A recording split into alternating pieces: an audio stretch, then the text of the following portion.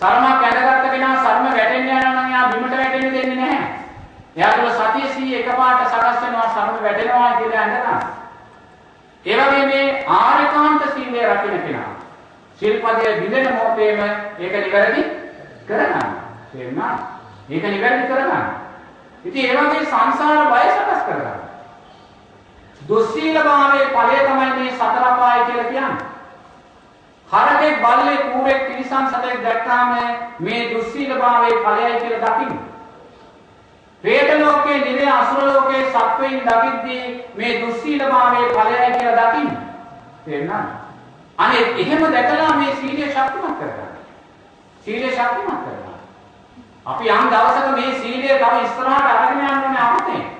තේරුණාද? අපි පාණාතිපාතා වේරමණී සික්ඛාපදං සමාදියාමි කියන්නේ පරපණ නසන්නේ නැහැ කියලා අපි සමාදන් වෙනවා නේද? නමුත් කවදා හරි දරුවෝ රහතන් වහන්සේ කෙනෙක් අතින් මේ සීලය රැකෙන්නේ කොහොමද? අපි පරපණ නසන්නේ නැහැ කියලා අපි කිව්වට අපේ පණ අපි නසා ගන්න නේද? අපි මෙරි මෙරි තාම ඉපදෙන්නේ නේද? අපි මෙරි මෙරි තාම ඉපදෙන්නේ. නමුත් අපි කියනවා අපි පරපණ නසන්නේ නැහැ කියලා. නමුත් රහතන් වහන්සේ කියන්නේ පුතේ ඒ සික්ඛාපදේ යනුවෙන් රැකෙන්නේ තමා නැවත තමා මරාගන්නේ නැහැ. තේරෙනවද? එතෙන්ට අර්ථය අරගෙන යන්න ඕන. එතෙන්ට අර්ථය අරගෙන යන්න නම් අපි සීලයට කොච්චර වටිනාකමක් දෙන්න ඕන. මුසාවාදා වේරමණී සික්ඛාපදං සමාදියා. මම බොරු කියන්නේ නැහැ. නමුත් අපි බොරු කියන්නේ නැහැ කිව්වත් පුතේ අපි තාම ලොකුම බොරුව කියනවා. මොකද්ද? මේ ඇස නිත්‍යයි කියලා අපි හිතනවා. නේද? ඒක තමයි මේ ලෝකයේ තියෙන ලොකුම බොරුව. මේ ඇස නිසා සකස් වෙනා වූ පස්ස වේදනා සංඥා සංකාර විඥාන නිත්‍යයි කියලා අපි හිතනවා. ඒක තමයි මේ ලෝකයේ තියෙන ලොකුම බොරුව. ඒ බොරුව තමයි සම්මා සම්බුද්ධ ඥාණයෙන් නිවැරදි කරලා අපිට පෙන්නන්නේ. නේද? ඒතර රහතන් වහන්සේ කෙනෙක් අතින් රැගෙන පුතේ මුසාවාදා වේරමණී සික්ඛාපදං සමාදියාමි කියන්නේ එයා මේ ඇහැ සපයි කියලා කියන්නේ නැහැ. එයා මේ ඇස නිසා සකස් වෙන පස්ස වේදනා සංඥා සංකාර විඥාන සකස් වෙන කියන්නේ නැහැ.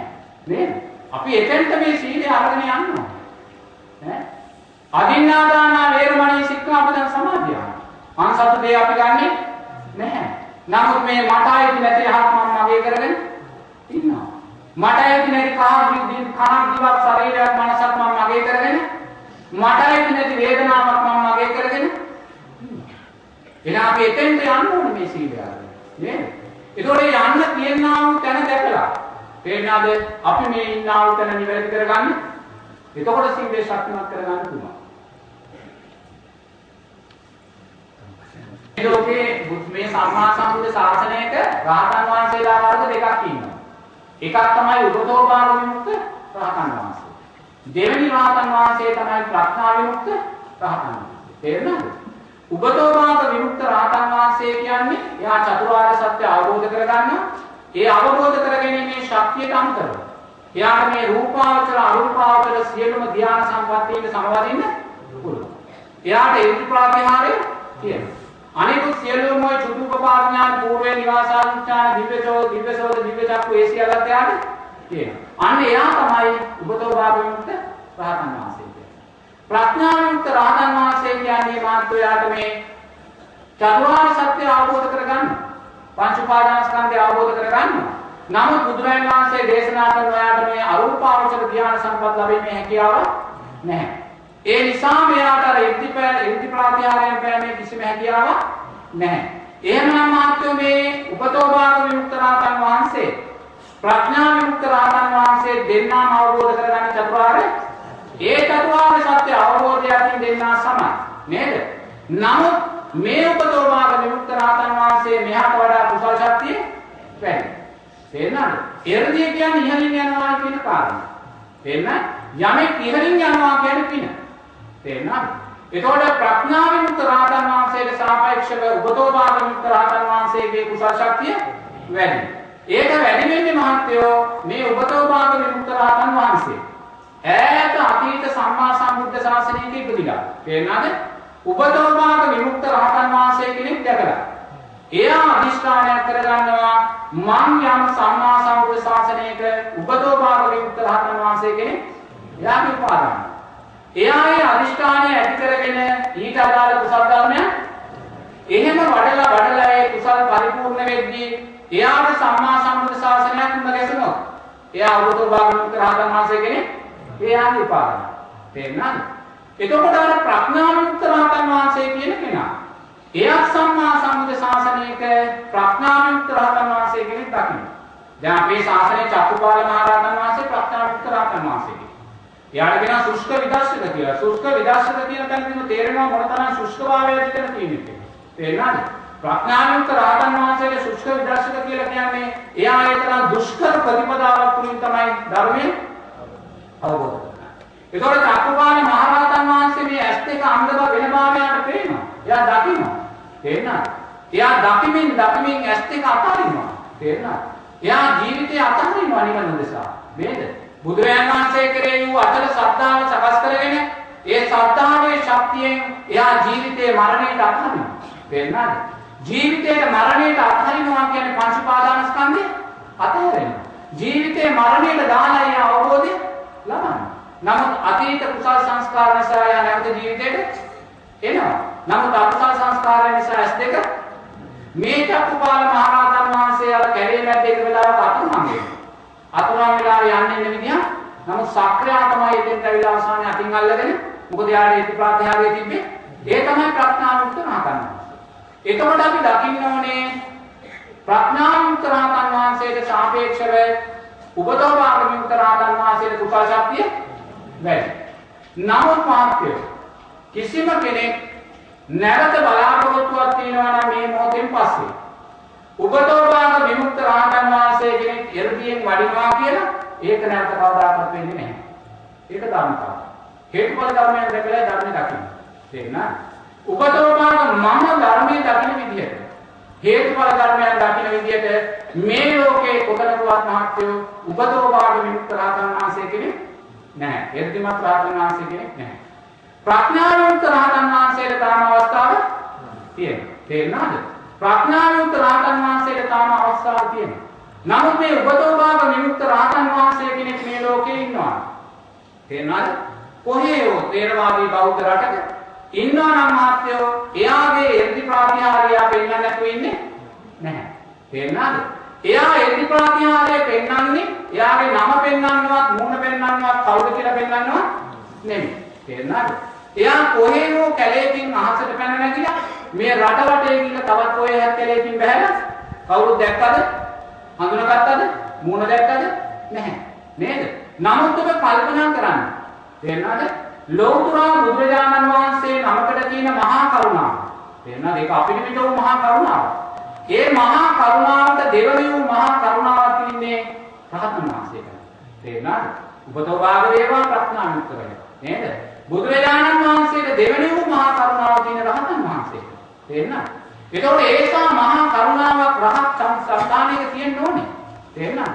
ඒසා මහා කරුණාවක් තියෙන උපතෝභාග විමුක්ත රහතන් වහන්සේ කෙනෙක් ලෝකේ ඉන්නවා නම් පුතේ ඒ එර්ධිය පෙන්නලා මේ බෞද්ධ ලෝකයේ ප්‍රබෝධයක් ඇති කරන්න නැතුව ඉන්නේ නැහැ.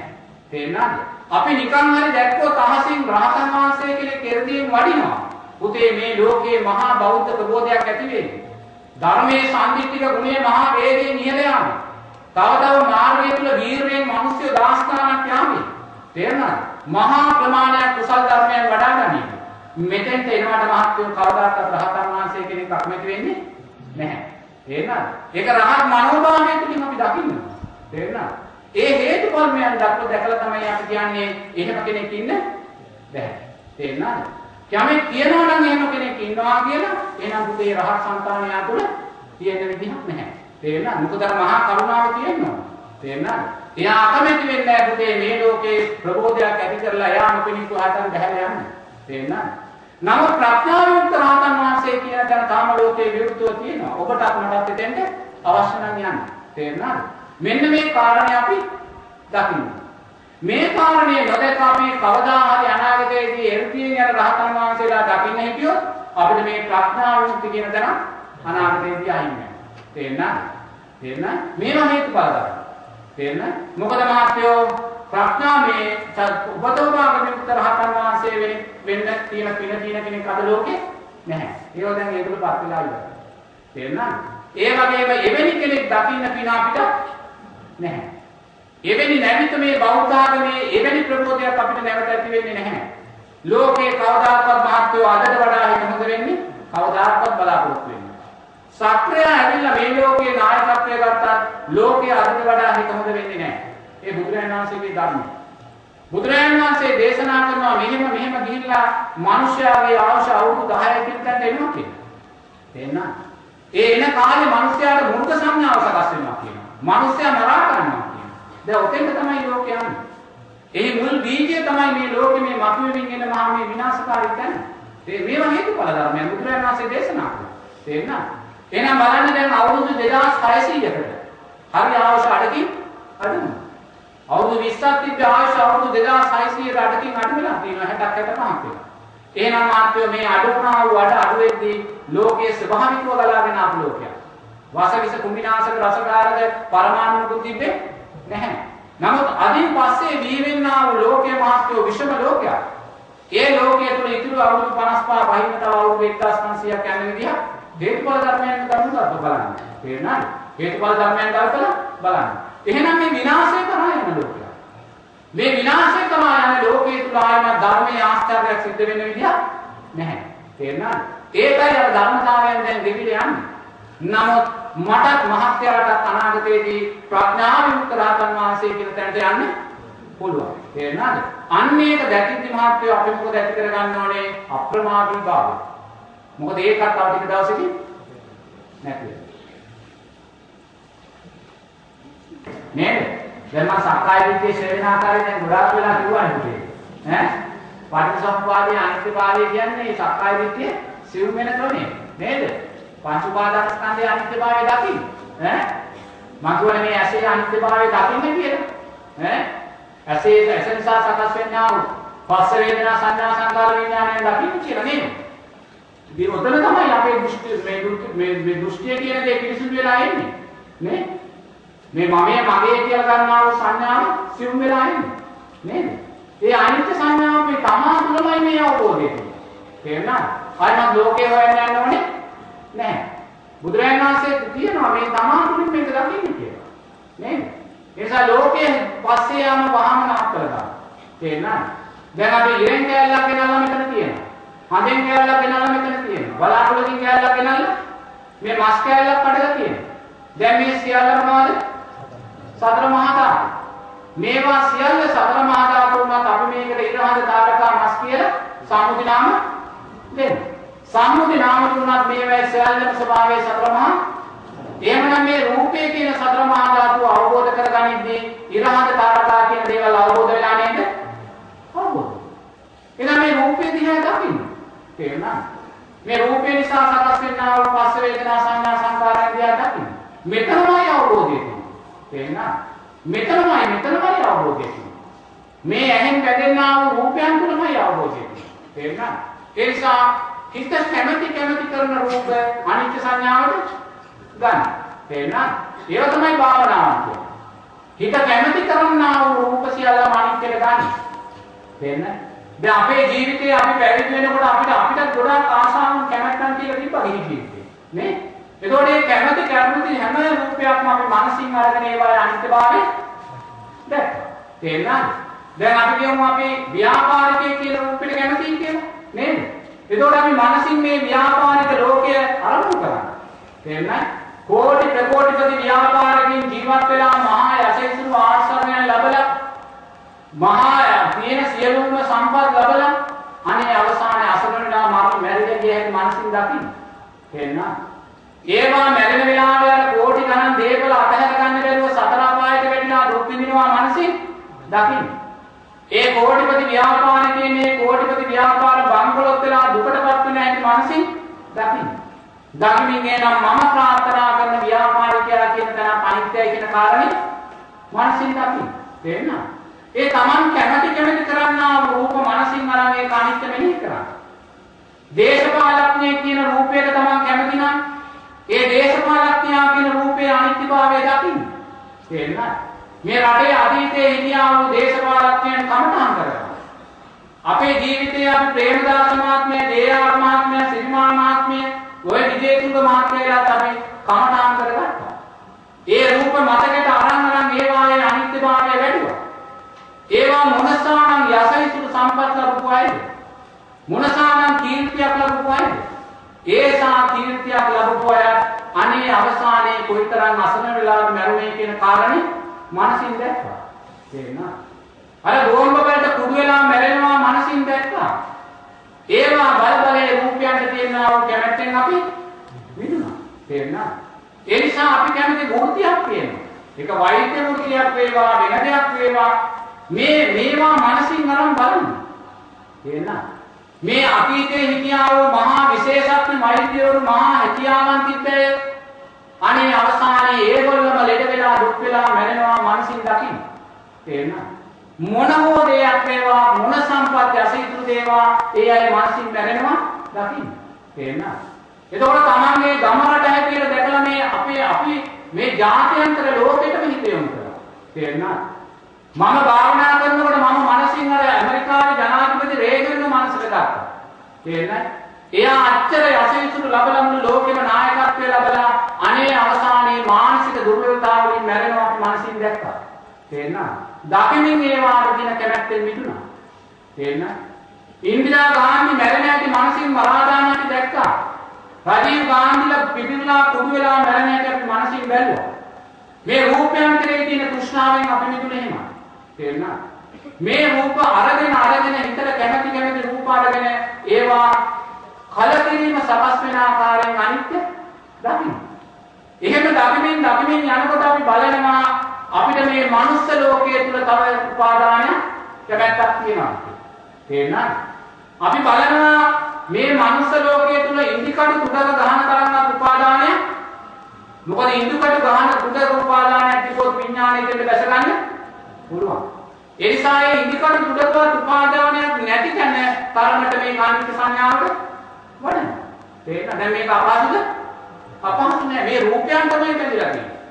මම වෛද්‍යවරයෙක් වෙන්න ඕනේ, මම නායකයෙක් වෙන්න ඕනේ, මම අහවලා වෙන්න ඕනේ කියලා මේ රූප පස්සේ දුවන්නේ. තේරෙනවද? එහෙම බලලා මේ මනුස්ස ලෝකයේ තුල තියෙනා වූ ඉන්දිකඩු කුඩක තරම්වත් උපාදානයක් නැහැ කියන තැනට හිත අරගෙන එනවා. එහෙම නැහැ කියලා දැක්ක තැන මොකද වෙන්නේ? මනුස්ස ලෝකේ අතහැරෙනවා. ආයත උපාදානයක් නැහැ. ඊට පස්සේ යා මොකද කරන්නේ? දිව්‍ය ලෝක කෙරේ පීර මානසින් බලනවා. නේද? අපිට බුදුරජාණන් වහන්සේ දේශනා කරනවා දිව්‍ය ලෝකවල දෙවිවරු දිව්‍ය ලෝකයෙන් චුත වෙනකොට අඬා වැටෙනවා කියලා. දහදිය දානවා කියනවා, මල් පර වෙනවා කියනවා, වේදනාවට දුකටපත් වෙනවා කියනවා. එතකොට මනසින් මේ දිව්‍ය රූප අපි අරගෙන බලනවා. අනේ දෙවියා කියන කෙනා මේ තරම් දුකකටපත් වෙන කෙනෙක් කියලා අපි දකිනවා. තේරෙනවද? දිව්‍යාංගනාව දෙවියා දිව්‍ය ලෝක මනසින් අපිට තේරෙන දකින්න ආකාරයෙන් අපි මනසින් පීර බලලා දිව්‍ය ලෝක කෙරෙහි තියෙන උපාදානය අපි දන්නවා දෙවියා කියන්නේ කවදාහරි සතර පායට වැටෙන කෙනෙක් කියලා. නේද? ඊට පස්සේ අපි නැවත බලනවා දිව්‍ය ලෝක කෙරෙහි ඉදිකඩ තුඩක තරම්වත් උපාදානය දිව්‍ය ලෝක කෙරෙහි තියෙනවා කියලා. මොකද කිව්වොත් එතන විඥානය වහින්න පුළුවන්. අපි දකිනවා සත්වයා කියලා තැනක් තියෙනවා කියලා. ඒක තමයි ඉහළම තැන. අන්නේ සත්වයා කියන තැන විදර්ශනාවට ගන්නවා. අපි දකිනවා සත්වයා කියලා කියන සතර පායෙන් මිදලා නැත්නම් යාලට බල්ලෙක් තිබෙන්නේ ප්‍රේතේ භූතේ වෙනවා නේද? ඒ නිසා එහෙම දකිමින් මේ සත්‍යයා කියන තැනත් අනිත්‍යභාවය වඩනවා. නැවත පීර බලනවා දිව්‍ය තල කෙරෙහි එක දශමයක එක ඉදිකඩ තුනක තරම්වත් උපාදානය අන්‍යයට පේනවා දිව්‍ය තල කෙරෙහි උපාදානය. දැන් මේ අවබෝධයෙන් කල්පිනවා. තේරෙනවද? අවබෝධයෙන් කල්පිනු මේ පංච උපාදානස්කන්ධය අනිත්‍යභාවයෙන් මේ දකින්නේ. එයා දකිනවා දැන් දිව්‍ය තල කෙරෙහි කලකිරීමක් නැහැ. කලකිරීමක් කියලා වෙන උපාදානයක් නැහැ කියලා දැන් යාර දිව්‍ය තල අතහැරියා. දැන් මනුස්ස තලයේ අවබෝධයෙන් යා අතහැරියා. දිව්‍ය තලයට අවබෝධයෙන් යාට අතහැරියා. ඊට පස්සේ ආ බ්‍රහ්මතල පීරා මනසින් බලනවා. තේරෙනවද? එයා දකින්නවා රූපී අරූපී බ්‍රහ්මතල වල එරමිනියා ගොතාගෙන කණින්ම භාවනා කරන සමාධිය වඩන බ්‍රහ්මිය. සක්මන් කරමින් ඉන්න බ්‍රහ්මියා දකින්නවා. තේරෙනවද? එයා බලනවා අනේ මේ සියලු දෙනාම සතර පායෙන් මිදිලා නැහැ නැවත සතර පායට වැටෙන ස්වභාවයෙන් ඉන්නේ කියලා. එතකොට ඒ ආකාරයෙන් යා මනසින් යාට දකින්න තේරෙන්නේ නැහැ කියලා බ්‍රහ්මතල පීර මනසින් බලනවා.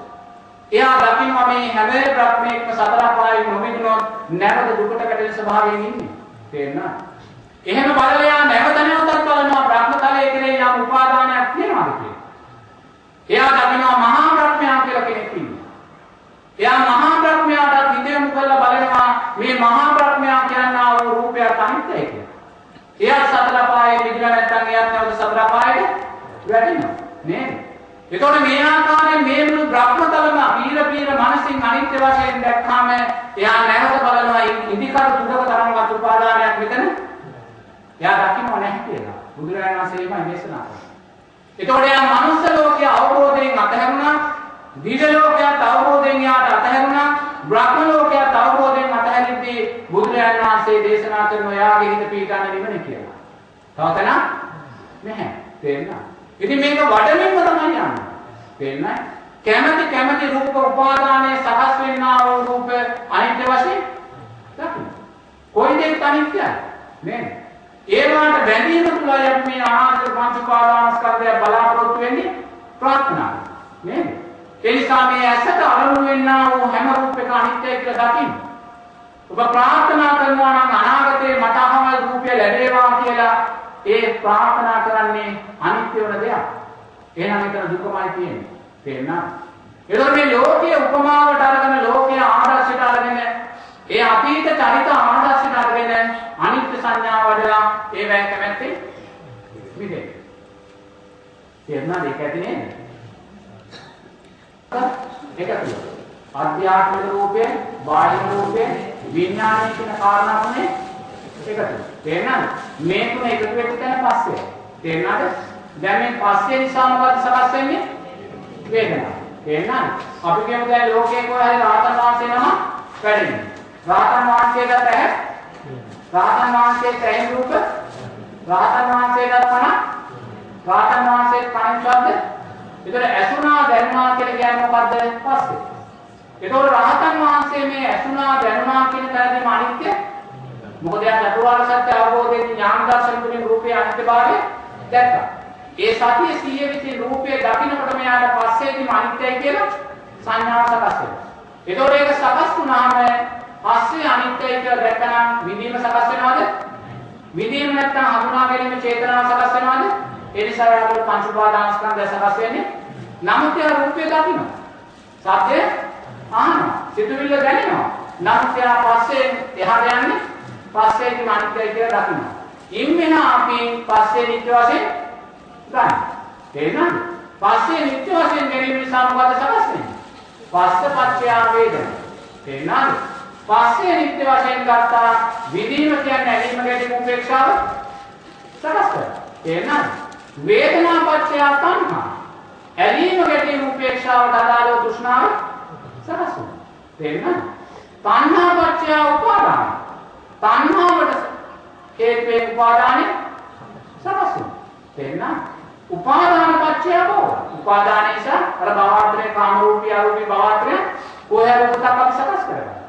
භව පත්‍ය ජාති උපද සකස් කරගන්නවා. උපද නිසා ජරා වර්ගය ආරම්භන්නේ ශෝක පරිදේවයන් අපි සකස් කරගන්නවා. ඒක තමයි පටිච්චසමුප්පාදයේ අවසාන කෑලි. දැන් මේ පුතේ මේ අහලා තියෙන ප්‍රශ්න ඔක්කොම අහපු උත්තර දුන්නේ නේද? හොඳේ මොනවාද තව තියෙන දේ අහන්නද? ආස්වාස්වාසේ දේශිතමු කරන්නේ. තේරුණාද? එතකොට මේ ආස්වාස්වාසයේදී හිතෙමු කරාදී අපේ මුලින්ම අපිට ආස්වාස්වාසයේ දිග බව දැනෙනවා කියලා බුදුරජාණන් වහන්සේ කියනවා. තේරුණාද? එතකොට මේ දැනෙනා වූ දිග බව මෙනෙහි කරා. තේරුණාද? මොකක්ද ස්වභාවිකව සිද්ධ වෙන්නේ? ස්වභාවිකව සිද්ධ වෙනදී මෙනෙහි කරන්නේ. දකිමින් ඉන්න. දකිමින් ඉන්න. වෙන දේ දකිමින් ඉන්න. මේ ආස්වාසයේ දිගභාවයේ දකිමින් ඉන්නකොට බුදුරජාණන් වහන්සේ කියන ආස්වාසයේ කෙටිභාවය සකස් වෙනවා. එතකොට මේ කෙටිභාවයේ දකිමින් ඉන්න කියලා බුදුරජාණන් වහන්සේ දේශනා කළා. ඒ කෙටිභාවයේ දකිමින් ඉන්නකොට ඊළඟට බුදුරජාණන් වහන්සේ දේශනා කරන ආස්වාස ප්‍රාස්වාසයේ සංහිඳීම සකස් වෙනවා කියලා. දැන් යාට නාසයෙන් ආස්වාස ප්‍රාස්වාසය තේරෙන්නේ. නමුත් මේ සියුම් ආස්වාස ප්‍රාස්වාස පයක් තමයි තේරෙනවා මේ උදරේ තුල ක්‍රියාත්මක වෙනවා. තේරෙනවද? ඒ සංහිඳීම දකිමින් ඉන්න කියලා බුදුරජාණන් වහන්සේ කියනවා. වෙන දේ දකිමින් ඉන්න අමුතුවෙන් ඇති කරගන්න දෙයක් නෙමෙයි. එතකොට මේ සංහිඳීමක් දකිමින් ඉන්නකොට බුදුරජාණන් වහන්සේ දේශනා කරනවා මේ ඇලීම් ගැටීම් උපේක්ෂාව කියන තොරතන උපේක්ෂාව කියන තැනට පත්වෙනවා. තේරෙනවද? ඒ උපේක්ෂාව කියන තැනදී යාගේ ඇලීම් ගැටීම් වලට යන්නේ නැහැ. අන්න එතන තමයි බුදුරජාණන් වහන්සේ දේශනා කරන්නේ විදර්ශනාවට හරවා ගන්න යුතු තැන. තේරුණාද? එතනදී බුදුරජාණන් වහන්සේ කියනවා කම්මා කර්මයේ යකඩයක් හොඳට වත් කරලා තමන් කැමති මොහොතේක නවා ගන්නවා වගේ දැන් මේ හිත තමන් කැමති පැත්තට යොමු කරගන්න පුළුවන්. තමන්ට අවශ්‍ය නම් මේක ආකාසායන ඡායතන නේව සංඥා ඥා සංඥා වගේ අරූපී ධ්‍යාන කරා අරගෙන යන්න පුළුවන්. නමුත් බුදුරජාණන් වහන්සේව වර්ණනා කරන්නේ නැහැ.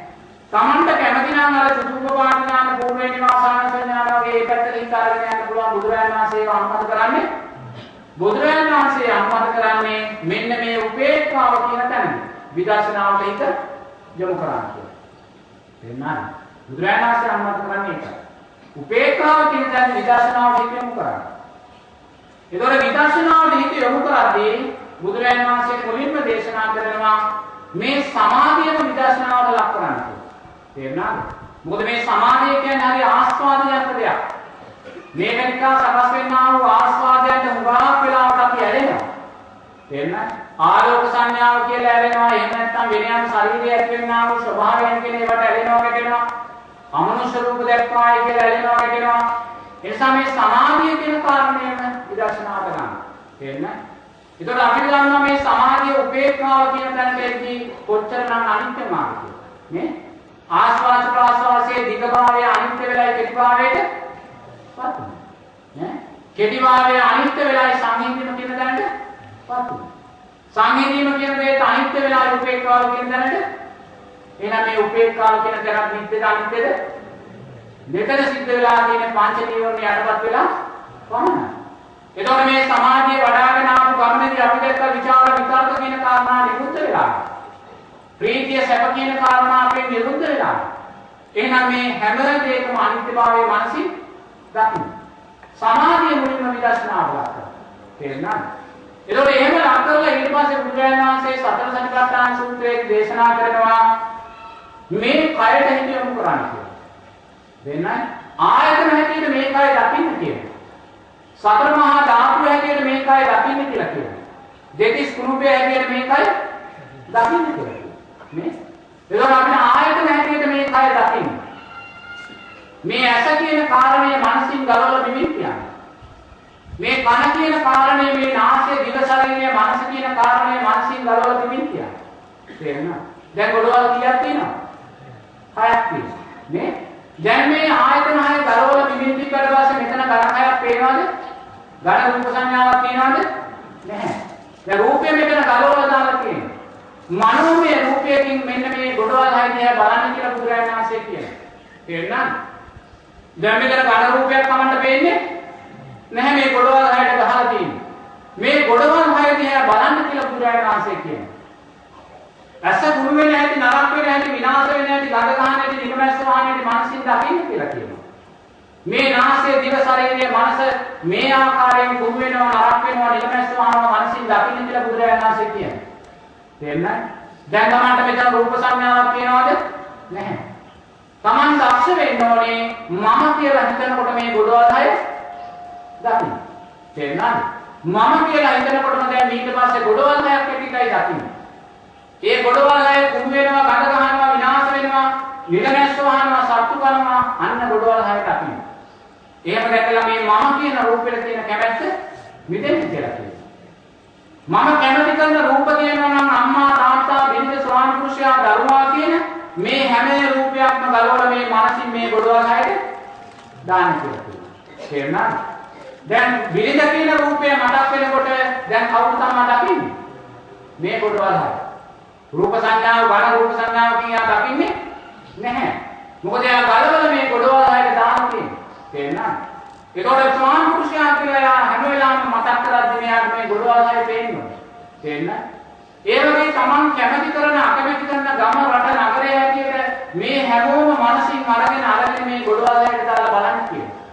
දැන් Tamanට මේ ඝන රූප සංඥාවක් පේනවද? පේනවද? නැහැ. තේරෙනවද? මේ රූපය කෙරෙහි තියෙන කැමැත්ත උපාදානයේ චන්දරාගයේ සිටින ආකාරය. තේරෙනවද? මෙන්න මේ ආයතන 6 දිහා මනසින් දකින්න කියලා. මේක කුණු වෙනවා, වැగిරෙනවා, නිලමැස්ස වහනවා මනසින් දකින්න කියලා කියනවා. ඈ කවරකොයේ කැවිල්ල කලකොයේ කැවිල්ල මේ මාස කරුමරමරා කනවා මනසින් දකින්න කියලා.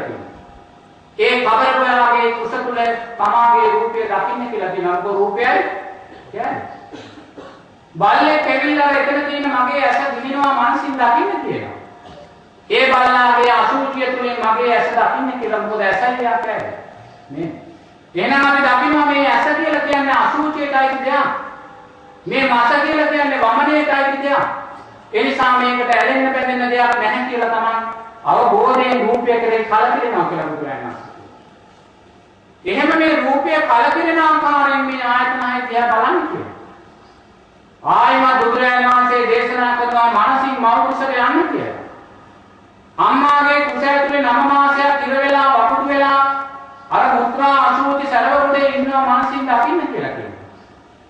මේ තමාගේ රූපය තමයි දකින්නේ. එහෙම ඉඳලා 9 මාසෙකින් කෑ ගහගෙන අඩාගෙන ලෝකෙට බිහිවෙනවා මානසික දකින්න කියලා කියනවා. අර පුංචි කාලේ තොටිල්ලේ මේ මුත්‍රා අසුචි වල දඟල ඉන්නවා මානසික දකින්න කියලා කියනවා. ජීවිතේ ළමා කාලේ, තරුණ කාලේ, මධ්‍යම කාලේ මානසික දකින්න කියලා කියනවා.